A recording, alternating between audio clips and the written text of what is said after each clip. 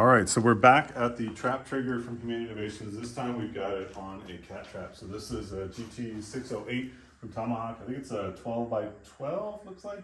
36-inch trap, so it's nice to have something a little bit bigger, so you get a little more room to work with. I think it'll work on any size, but if you're struggling to get a cat, a bigger trap is always a better option, usually a better option. So what we've got is the trigger placed here, so you can see it's just over the hand guard, so that's nice because then there's not another visual above the cat. So I've got it clipped just here. There's a bungee cord going to the piece of hardware that shoots out of the lock, and if you get one of these, you've seen the other videos, you kind of understand what that thing is. So when this box gets energized, this piece of metal shoots out, and there's a component of this that may go flying. What I've done is taken a zip tie and zip tied the end of the bungee cord at the very bottom of the door. It's really important that it's right at the bottom of the door because we don't want to block the rings. In this case, the rings are joined by a steel bar, so we want to make sure that there's room for that bar to go down to make sure we don't lose the cat after the trap is triggered. So I've got the bungee cord on here, and it's zip tied at the very, very bottom. Very important, right down at the bottom. I don't need the second carabiner. This comes with 2 carabiners, which is necessary for the Missy trap and the colony trap type use case for this. This particular model has a remote control and it has a sensor. So I've got the photoelectric sensor here, so if the cat crosses the beam, that beam is going to break and the trap is going to trigger, and if I press the on button at any point, this is going to trigger as well. So I do want to make sure that the remote control is in the off position, so you just do that by pressing off. Okay, that means there's no power going to the lock.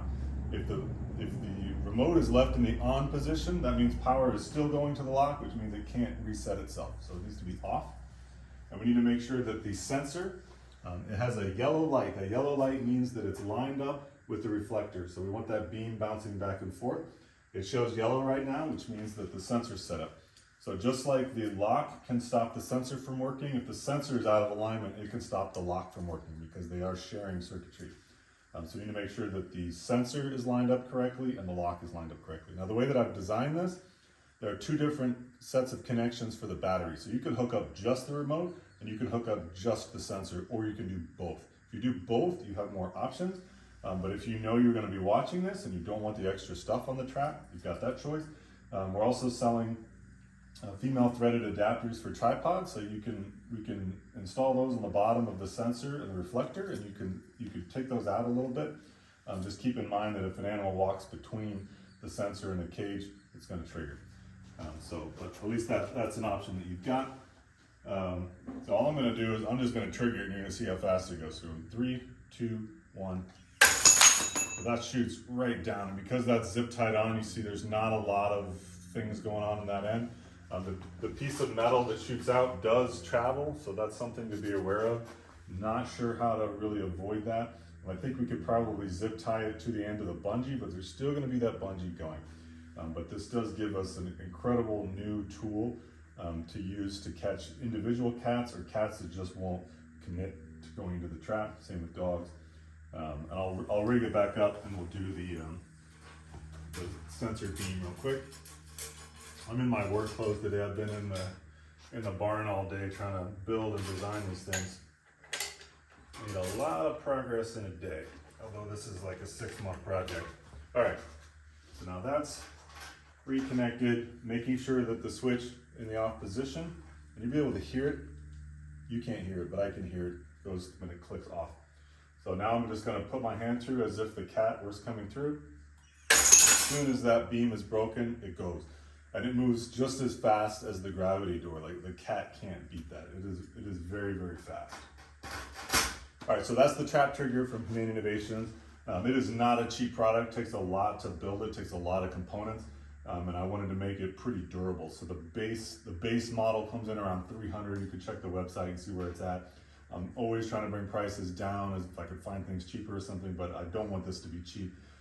Be aware that the wires can get chewed by animals. There's less of a risk with the cats, but the raccoons and the possums and all sorts of other things, the rats like to chew wires. We do sell this in the deluxe model that comes in conduit. Makes it pretty bulky, so keep that in mind.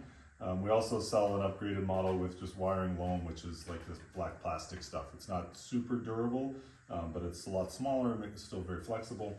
You can also get that yourself and add it on. Point is, protect those wires, and we offer a couple options for you to protect those wires with.